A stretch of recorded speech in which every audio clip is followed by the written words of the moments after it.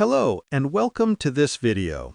Today I'm going to guide you through a simple step-by-step tutorial on how to create a landing page in MailerLite, perfect for beginners. It's very easy to get started.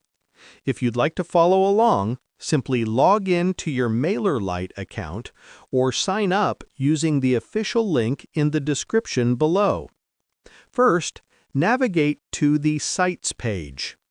You'll notice that the Landing Pages tab appears by default.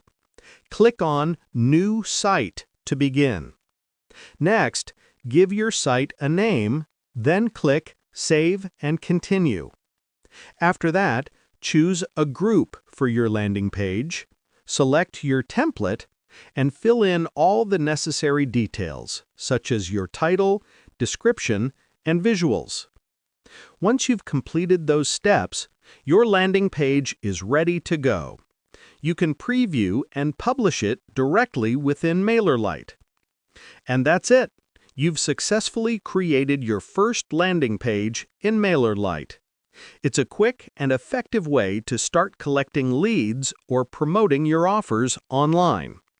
Thanks for watching, and I hope this tutorial helps you get started with MailerLite landing pages smoothly.